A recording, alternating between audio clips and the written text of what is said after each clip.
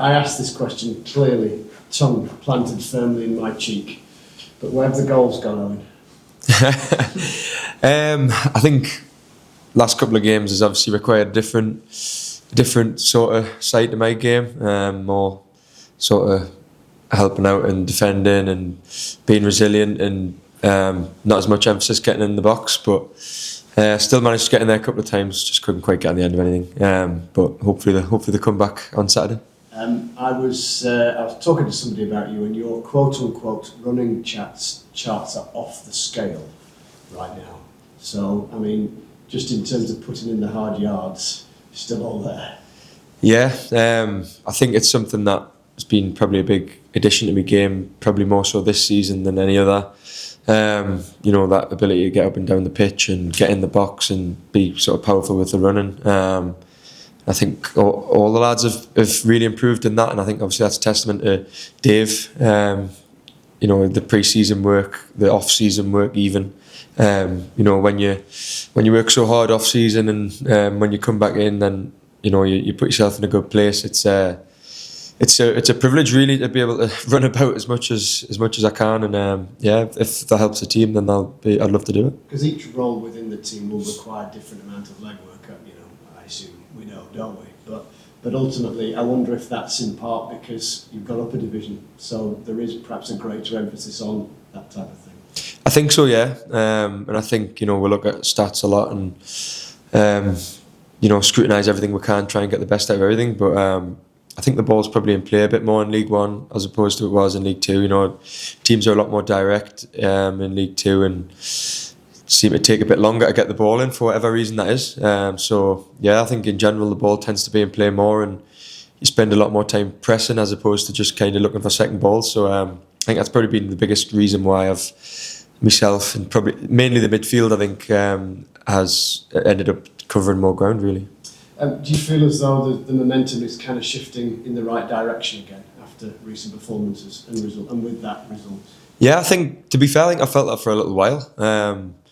Don't get us wrong, we had a really poor spell in the league, and it wasn't good enough from us in terms of a results point of view. But I think if you strip it back and you take kind of the emotion out of it, we played quite well in some of the games. And it's hard sitting here, and I did a few interviews after the games, and you're scratching your head. You just want to win games, really. You want to get good results. But we felt that we were playing well at times, and we're doing everything we could to get the wins. And obviously, we've had 2 in a row now, which is obviously great from kind of an output point of view. But the performances have been there for a little while now, so if we can keep producing the performances, we will get the points, and we will get the wins. Obviously, cup games, so there's no points, but you know what I mean.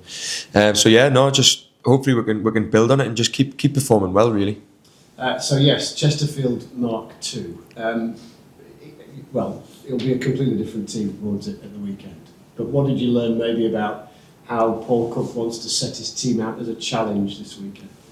Yeah, I think if you take it on face value, it's a great result. I think we want to take that into the game. To be honest, we played really, really well, and I think kind of regardless of what they do, it's about what we do, and the way that we played in that game for pretty much all of it. To be honest, some of the football was amazing, and obviously getting 5 goals and Billy getting the hat-trick, and there was so many good elements of it, and defensively excellent. It was such a good performance all round, and I think obviously you can learn little bits from what they're going to do, but like you said, that'll probably be a drastically different team. So it's about taking what you can, but then also not getting too hung up on it because they might just fully change everything. So it's just preparing for another game. Really, it's a strange one, but it's a good challenge to have. Just a quick one on Sharp.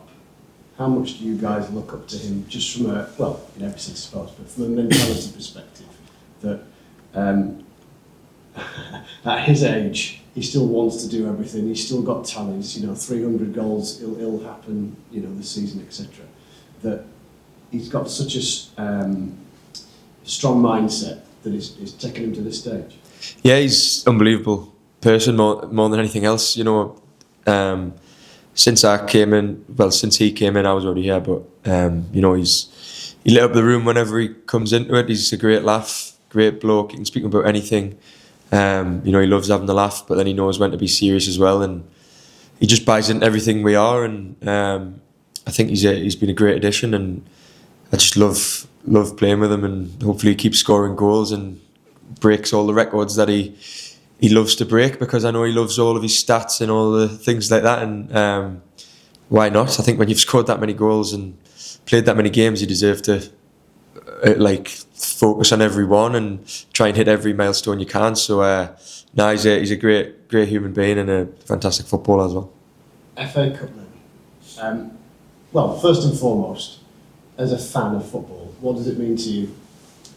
Yeah, I love the FA Cup. I think from a very young age it was kind of drummed into me by my dad, my granddads, my brother, the kind of importance of it, and I think I feel like it's almost come full circle now, where I think the FA Cup lost its way a little bit, and the big teams were putting out weakened sides and all the rest of it. But I think now it's come all the way around, and it's being valued again for what it is. It's a massive honour, and obviously I've been in the non-league scene and played in it as a non-league club, and it's a massive honour to play in it there, and you just want to progress and get as far as you can and face the big boys when you're sort of in them leagues. So it's no different for us, but we're just coming a bit later, really. You just want to progress as far as you can.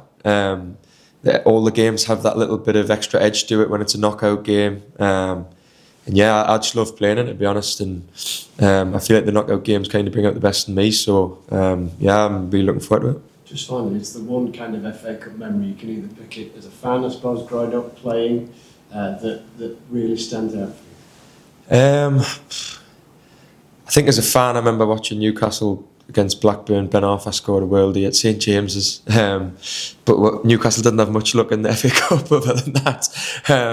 So hopefully that changes. But I think as a player, it was probably the Crew game, to be honest. I had some good games. We played Altrincham at Gateshead, we played Charlton at Gateshead, a few good games like that. But I think scoring the winner, I always wanted to score in the FA Cup. I went to watch my brother in it in the preliminary rounds, and he scored an unbelievable goal, and I'd never scored in it. So he always used to say I've scored in the FA Cup, you haven't. So yeah, to score that goal at Crewe and get the winner and obviously equal his tally in the FA Cup was great. And I think that's what it's about, really. It's just got a kind of family feel, hasn't it?